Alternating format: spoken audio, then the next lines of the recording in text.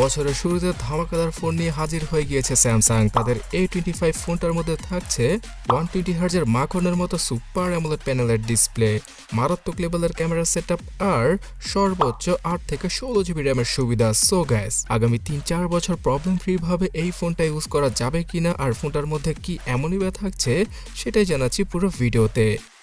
First of all, box content সম্পর্কে বলতে গেলে স্যামসাং এর এই ফোনটার বক্সের ভেতরে শুধুমাত্র ডাটা কেবল আর সিম ইজেক্টর টুল ছাড়া তেমন আহামরি কিছু পাওয়া যাবে না। সো আপনারা হয়তো বুঝতেই পারছেন যে আবারও ফাস্ট চার্জারকে আপনাকে বাইরে থেকে কিনতে হবে যদি আপনার কাছে ইতিমধ্যে একটা চার্জার না থাকে। A25 স্মার্টফোনটার পেছনের ডিজাইন নিয়ে আমি নতুন কিছু বলবো না। সো স্যামসাং এর এই সিম্পল ডিজাইনটা আপনাদের কাছে ভালো লাগলে এখনই লাইক আর সাবস্ক্রাইব বাটনে ক্লিক করে দিন। ফোনটা এক হাতে ইউজ করা অনেক ইজি এবং এর ওজন হচ্ছে গিয়ে 197 গ্রাম। পোর্টস এবং বাটনসগুলো সব ঠিকঠাক জায়গায় রয়েছে আর এই ফোনটাতে নিচে আর উপরে ডুয়াল স্টোরেজ স্পিকার রয়েছে। তাছাড়া এবার এনএফসির সাপোর্টটাও পাওয়া যাবে। সর্বোচ্চ 4K রেজলিউশনে ভিডিও করা পসিবল স্যামসাং A25 দ্বারা। আর এই ফোনটার মেন ক্যামেরাতে OIS এর সাপোর্টটা রয়েছে, তাই যারা কিনা টুকটাক ভিডিওগ্রাফি করে থাকেন তারা খুব স্টেবল ভিডিওগুলো শুট করতে পারবেন এখানে। বর্তমানে স্যামসাং এমন একটা ব্র্যান্ড যারা কিনা এত কম প্রাইসের মধ্যে OIS এর সাপোর্টটা নিয়ে এসেছে, বিকজ বর্তমানে টিকটক ভিডিও তৈরি করা অথবা ইউটিউবে ভিডিও তৈরি করার ইচ্ছা সকলের মধ্যে রয়েছে। আর এই ফোনের ক্যামেরা সম্পর্কে আমি কি নাই বা বলবো। 50 মেগাপিক্সেলের মেন, 8 মেগাপিক্সেলের আলট্রা ওয়াইড, তার সাথে 2 মেগাপিক্সেলের ফালতু ম্যাক্রো ক্যামেরা, এইরকম সেটআপের সাথে আসে A25 স্মার্টফোনটি। এখানে রিয়ার ক্যামেরা দ্বারা সর্বোচ্চ 4K তে 30 fps এবং 1080p রেজলিউশনে 60 fps ভিডিওগ্রাফি করা পসিবল। ফ্রন্টে পাওয়া যাবে 13 মেগাপিক্সেলের একটা ডিসেন্ট কোয়ালিটির সেলফি ক্যামেরা। এই স্মার্টফোনটার সেলফি ক্যামেরা Xiaomi আর Realme এর 16 মেগাপিক্সেলের সেলফিকেও বিট করতে পারবে।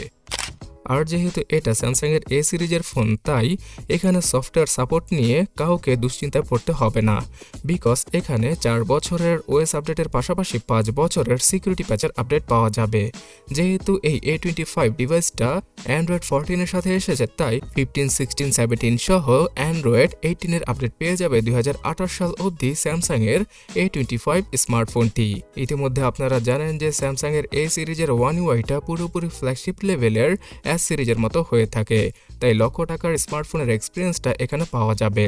গুড লক, সিক্রেট ফোল্ডার, তার পাশাপাশি স্যামসাং এর নক সিকিউরিটির সাপোর্ট, এই সকল ফিচারের জন্যই স্যামসাং এর A সিরিজের ফোনগুলো বেশি স্পেশাল হয়ে থাকে। তো সফটওয়্যারের পাশাপাশি ডিসেন্ট কোয়ালিটির পারফরমেন্স দেওয়ার জন্য এক্সিনোসের 1280 চিপসেটকে ইউজ করেছে স্যামসাং, যার অন্তত বেঞ্চমার্কের স্কোর অনেকটাই 4 লক্ষের কাছাকাছি। আর এই স্মার্টফোনটার চিপসেটটা 5 ন্যানোমিটার আর্কিটেকচারে তৈরি করার কারণে ভালো একটা পাওয়ার এফিসিয়েন্সিও পাওয়া যাবে। তবে হার্ডকোর লেভেলের গেম খেলা যাবে না আর উড়াধুরা এই ফোনটা হেভি প্রেসারে ইউজ করা পসিবল হবে না। তবে ডিসেন্ট ক্যাটাগরির যে সকল ইউজার রয়েছে তাদের জন্য এই ফোনটা একটা পারফেক্ট স্মার্টফোন। তারা 3 থেকে 4 বছর চোখ বুঝে কোনো রকম প্রবলেম ছাড়াই A25 ডিভাইসটিকে ইউজ করতে পারবে। আর যখন কিনা গেম খেলা হচ্ছিল এই ডিভাইসটি দ্বারা পাবজি গেমটা সর্বোচ্চ 35 থেকে 40 fps এ ইজিলি খেলা যাচ্ছিল। তার পাশাপাশি জাইরো সেন্সর সহ সব ধরনের সেন্সর থাকায় আপনারা ফুললি একটা ভালো এক্সপিরিয়েন্স পেয়ে যাবেন স্যামসাং A25 ডিভাইস থেকে। এই স্মার্টফোনটা 6GB এবং 8GB র্যামের সাথে আসে। আমার কাছে মনে হয় না যে বাংলাদেশে 6GB র্যামের ভেরিয়েন্টটা পাওয়া যাবে, তবে 8GB র্যামের ভেরিয়েন্টের ইউজার এক্সপিরিয়েন্সই সবচেয়ে ভালো হবে। স্যামসাং এর র্যাম ম্যানেজমেন্ট তো ভালোই, তার পাশাপাশি আরও 8GB র্যামকে র্যাম প্লাস ফিচারের মাধ্যমে অ্যাড করে নিলে সর্বোচ্চ 16GB র্যামকে ইউজ করতে পারবেন আপনারা। UFS ক্যাটাগরির স্টোরেজ থাকায় এখানে যে কোনো অ্যাপ ওপেন অথবা ক্লোজ করার ক্ষেত্রে খুবই দ্রুত গতিতে কাজ করবে A25 ডিভাইসটি। এই ডিভাইসটিতে 128GB থেকে শুরু করে 256GB সর্বোচ্চ ইন্টারনাল মেমোরি রয়েছে। আর 2টা সিম অথবা একটা 5G সিম এবং একটা SD কার্ডকে 512GB পর্যন্ত ইউজ করা যাচ্ছিল। অলরাইট গাইস, অনেক ভালো ভালো জিনিস দিয়েছে স্যামসাং এখানে, তার সাথে এর ডিসপ্লের কোয়ালিটিটাও মাথা নষ্ট করার মতো। কিন্তু এখানে সেই আগের মতোই নটযুক্ত ডিসপ্লেকে ইউজ করেছে, যেটা দেখার পরে অনেকেই হয়তো হতাশ হবেন। তার পাশাপাশি ডিসপ্লের সাইডের বেজেলগুলো তুলনামূলক কিছুটা মোটা। তো স্যামসাং বাজেট এবং মিড বাজেট ক্যাটাগরিতে এই সমস্ত কাজই করে থাকে, যাতে করে তাদের প্রিমিয়াম সেগমেন্টের স্মার্টফোনগুলো দেখতে আরো সুন্দর লাগে আর সেগুলো বেশি সেল হয়। তো এই নচ আর বেজেলকে বাদ দিলে মারাত্মক লেভেলের ডিসপ্লে কিন্তু আবার ইউজ করেছে স্যামসাং তাদের A25-এ। সুপার অ্যামোলেড প্যানেলের 120 হার্জের এই ডিসপ্লেটাতে 1000 নিটসের ব্রাইটনেস পাওয়া যাবে, তাই রোদের আলোতে ইচ্ছামতো আপনারা ফোন ইউজ করতে পারবেন। আর এই ফোনটার ডিসপ্লের কোয়ালিটি Xiaomi, Realme অথবা Oppo, Vivoর অ্যামোলেড প্যানেল থেকে মারাত্মক লেভেলের ভালো।